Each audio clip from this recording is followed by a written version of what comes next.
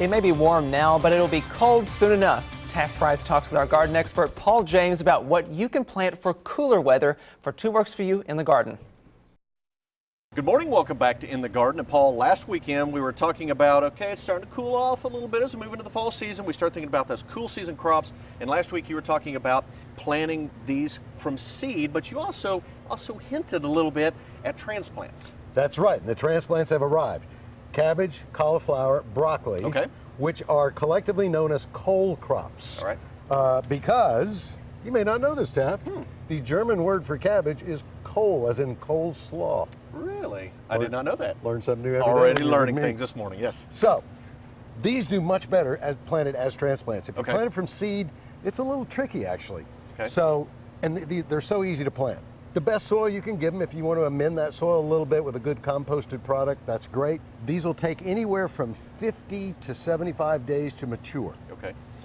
So just make sure you water well, but they'll love it when those cold or cooler temperatures arrive.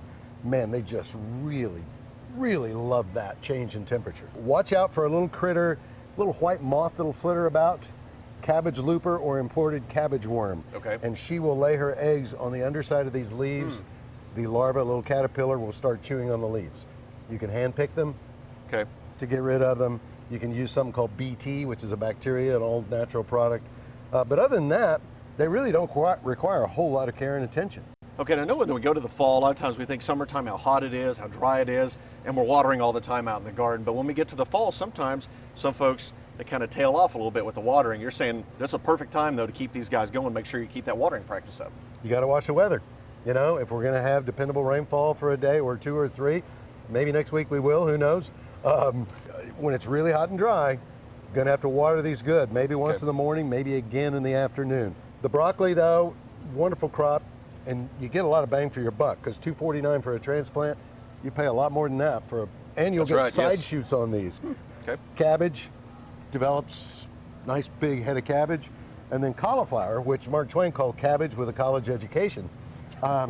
This is a self-blanching variety. So in the old days, you used to have to tie the outer leaves up to protect the white curd, it's called.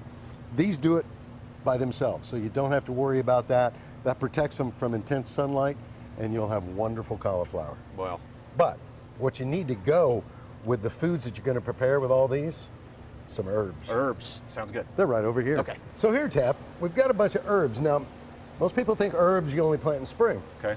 You can go ahead and get another crop, and in fact, many of these, all but the cilantro and the basil, are perennial herbs. Okay. So get them in the ground or in a container. They'll get a good root system established, and they'll come back next spring. So if we have these planted in the spring and they're still looking decent as we move on into September, should we just continue with those, or would it be better to move them out and bring some fresh in for the rest of the fall? You know, in a lot of cases, for instance, basil, it's still doing okay, but you may see the leaves starting to crinkle up a little bit. And, then sure, by all means, go ahead and plant some more. There's sage, there's rosemary, lavender, thyme, the cilantro, oregano, more cilantro, chives, super hardy. I mean, chives are one of my favorites, always have been. And so, again, so much bang for your buck.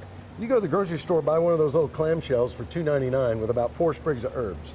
All right, well, that's $2.99, and inside of 6 weeks, you're going to have it's going to blow up $50 worth of rosemary. So it's a bargain to boot. And again, we were talking about how, as we move on into the fall, how these are going to complement those cold season crops very nicely. Absolutely. Now, speaking of new, this is a new shirt. Yes. Now, I left the house this morning, and my wife complimented me. She said it was slenderizing because of its vertical stripes. That's something you might want to keep in mind for the future. I'll keep in mind, but I'm probably still going to be wearing what's in the closet. Thanks, Paul. Appreciate it. I think it's time for me to leave.